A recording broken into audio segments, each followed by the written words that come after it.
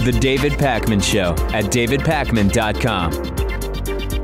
Welcome to the bonus show. This is maybe the most Boston story that we've ever done, other than maybe 100 people urinating on the side of my building on the day of the St. Patrick's Day parade. That may be the only story that is more Boston than the one I'm about to tell you, which is that a 20-pound lobster was found by TSA inside of someone's checked luggage at Boston's Logan Airport. And it was, I mean, this is a major lobster. TSA agents took a picture with the lobster, and it is huge. And unclear exactly whether this was a lobster that was being taken by a native Bostonian to someone as some kind of Massachusetts offering, or if it was somebody from some other part of the country who was visiting and decided to take a 20-pound lobster back with them. It definitely sounds like a souvenir, especially because the thing was still alive, so maybe they wanted to cook and eat it later. Well, yes, I assume so. Around the claws. That's a massive lobster. I don't know if you eat crustaceans too often, but if you go to a restaurant, yeah, you know, what size lobster would you order? I don't. You know? I never order lobster, but I know many people who do. And typically, you would get, you've got your pound and a quarter lobster, you got your pound and a half lobster, you just got your, 1 pound, your 2-pound lobster. Wow. Okay. And then I think a 3-pound lobster is considered very large for like a single person. That's if you have a huge appetite. So this is a 20-pound lobster. Yeah. That's fascinating. I also, just from a culinary standpoint, when you've got a 20-pound lobster, how do you make sure it's cooked evenly? I don't know, not that I've ever steamed a lobster, but I would have questions about that as well. But yes, that's just a quintessential Boston thing, right? The gigantic lobster in the checked luggage. Of course, you have to bring that on your carry-on, right? You can't check that. No, they did check it. That's how TSA found it, apparently. Oh, okay. Yeah, it was checked. Yeah. When I was younger, I used to have this recurring dream that I had brought my pet rabbit with me to school in a backpack. And it was actually really stressful, too, because I was always concerned about the well-being of the rabbit. Yep. You probably just shouldn't do that. Leave those animals out of your luggage. That's what I think. That's what I think. What was your pet's rabbit name? Munchies or something like that? Costello. Costello. Oh, Yeah, okay. I don't know why I thought it was Munchies. No. I wonder what the lobster's name was. I don't think the lobster had a name. Oh. I think it was not a pet. I think it was soon to be food. Yeah. I mean, once you name something, you can't really eat it at that point. So I've heard, yeah. Okay, so anyway, major lobster in Boston. Just have the lobster here. I don't find the need to bring the food. Well, once I did freeze 2 dozen croissants in Argentina, which is known for like really good croissants, and then brought them back to Massachusetts. So I do understand doing that, but I wouldn't do it with live animals. Croissants aren't alive. Right. The croissants are dead. The crustaceans are alive. Exactly, yeah. I don't even really get the big deal about lobster. I've never been a big lobster guy. Huh. Crab I like, but lobster, never have been into lobster big league, I guess I would say. Yeah, I mean, even when I was eating those foods, it would always freak me out to have to peel apart the animal while it was still, in its form. I couldn't do that. I would eat like a lobster roll, but I couldn't pick the thing apart. The other day, I was at the beach in Boston, and I was observing a very aggressive seagull, and it was flying very low over the water, and then it dove in and with its beak pulled out a full crab. And I watched it bring the crab over to the to the edge of the water and start stabbing it with its beak. I went over to the crab afterwards, and it was only shell that was left. Oh my. I mean, nothing was wasted. And then I've watched the exact same seagull get 2 more crabs in this way. This was about a 6 or 7 minute span during which I saw the same seagull eat every bit other than the shell of 3 crabs that it pulled out of the water. It was amazing. It was the circle of life, I guess one would say. So were other seagulls trying the same thing, or were they just not talented enough? This seemed like the only seagull that was doing it until this one pulled its 3rd crab out. Then 2 or 3 other seagulls came over, and they seemed like they wanted to get in on the action. But they weren't good enough? They apparently could not find crabs in the same way that this one could. That's the coolest seagull in town. It was incredible. It really was incredible. Kind of grotesque also, but incredible. That's a little much. You really need to eat 3 crabs? I guess it was hungry. Yeah. I don't know what to tell you. Google has been fined 2.42 billion euros, roughly $2.7 billion, by the European Commission after it ruled that Google was abusing its power by promoting its own shopping comparison service at the top of search results. And this is sort of easy to understand, right? If you are a search engine and you are one of many shopping comparison websites, you can artificially improve the ranking of your shopping comparison site in the search results. And the European Commission said this is a distortion of the market. They issued the largest penalty to date against a company, and 2.7 billion US dollars. And whatever your opinion is about this, it's funny to me that the European Commission sees Google giving its own shopping comparison service favorable placement in search results, and they say that's a distortion of the market. Meanwhile, in the US, you've got Trumpists cheering Donald Trump and Mike Pence for giving a $7 million tax handout to Carrier, which is a major distortion of the market. You've got oil subsidies, which are major distortions of the market. And a lot of these things are not only accepted, but they're cheered by some elements of our society. It just goes to show you the contrast between antitrust laws here in the U.S. versus in Europe, I guess.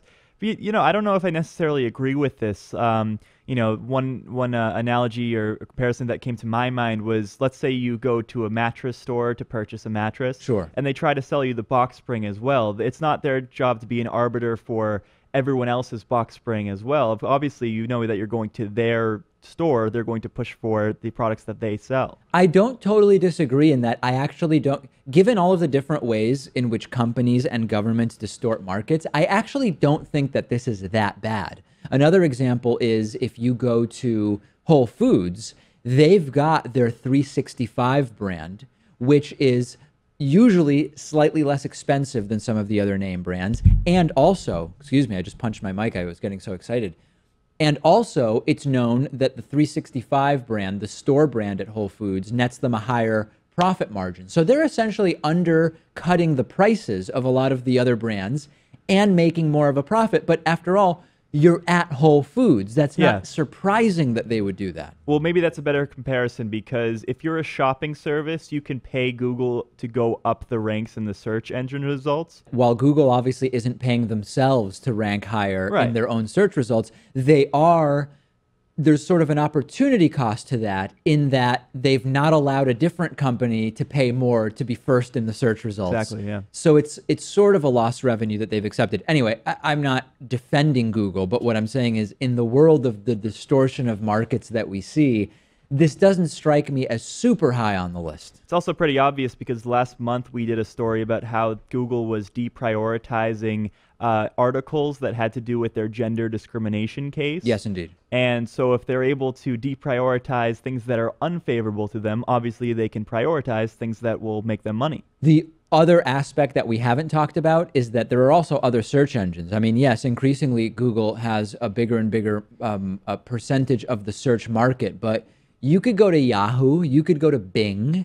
Is Alta Vista still around? I don't even know. Ask Jeeves. Ask Jeeves, potentially, sure. So it's also not a closed market, although arguably because of their search algorithm, Google's is controlling a bigger and bigger share of the market. Anyway, send me your thoughts on it. But nonetheless, $2.7 billion fine.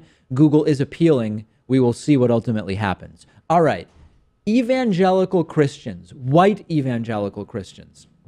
There's something very interesting happening among white evangelical Christians, which is that there is an age divide, or you could call it a generational divide, that has sprung wide open like a canyon on the issue of support for gay marriage. Half of younger evangelicals, in other words, those evangelicals born after 1964, favor gay marriage, compared with only 26% of older evangelicals born before 1964. So basically, if you draw a line at 1964, if you're an evangelical white Christian, if you were born after 1964, you are roughly twice as likely as someone born before 1964 to support gay marriage. Now, it's not surprising to come up with different groups that differ greatly on the issue of gay marriage. So if you were to compare, for example, I don't know, young atheists who live in Massachusetts. to some other group. Like, of course, the young atheists Right. from Massachusetts are going to be much more likely to support gay marriage. But this is interesting because it is presumably the same flavor of Christianity. You remove the influence of how, for example, black Christians tend to be, on the whole, I believe I'm speaking correctly here, more anti-gay than white Christians in total. You're saying we're just looking at not just white Christians, but evangelical white Christians. And the age alone, isolating for age alone, you're seeing a big, big difference. This tells us that along strictly age lines, we can expect a further movement to the left on so many issues in the United States. Right, and I also think that it shows us that people are more affected by the culture that they live in, more so than their religion. Especially when your religion is malleable and you can interpret it in so many different ways. Right. Because perhaps the younger generation thinks of being gay as a sin, but no different than any other sin, no different than having sex before marriage.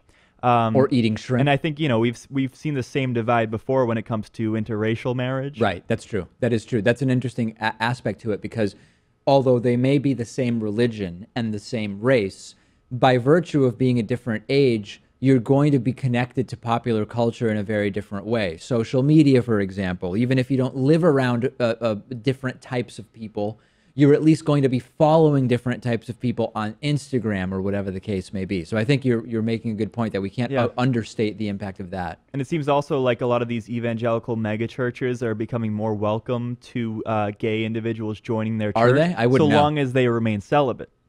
Which is pretty insulting, but I mean, it allows people to interact with people who are openly gay within their own church, and then the more people are interacting with these people, they realize they're really no different from anyone else. Yeah, although if the context is you need to remain celibate, presumably you wouldn't be in favor of gay marriage, I guess. Yeah. But no, it's an interesting point. Now, how do you know that about these megachurches? I read it in the article. Oh, okay. Yeah. Very interesting. Little Very research before the show. Pat researching. Make a note of that, folks. Research was done today. That, I think, is... That's a first. And new haircut for Pat as well, if people are watching. That could be the latest scandal. How do you describe this haircut? I don't like it, but that's not a description. But I think in a few weeks it will grow on me. Yeah, very, very good pun. Okay, well, I don't know how I would describe it. It's sort of flattened out since I came in this morning. I don't know if you've done anything to it. I don't know about this. Can we move on now? Pat's acutely uncomfortable with the discussion of his new haircut. Yeah. Last question, and then we'll move on. Are you using any product in it? No, I don't really need product. No product? Okay. No, it doesn't happen to me where my hair just goes in 20,000 different directions. Yep. When I come out of the shower, like with you, if you don't use product. When was it started to be called using product in your hair? Like, I feel What like do you at call one it? point, well, it used to be like, do you gel your hair? Or do you put mousse in your hair? But maybe now that there's so many types of products, there's waxes and pomades and blah, blah, blah. Right. Now it's just called using product. Yeah, I really just don't find that it does much for me. Yeah. Yeah. Okay. Also, I towel dry. Do you blow dry your hair? No, I don't. Okay. I don't. All right. Well, this is ground to a total halt. So on that note, we are going to end the bonus show and move on to bigger and better things. We'll talk to you tomorrow. The David Pakman Show at davidpakman.com.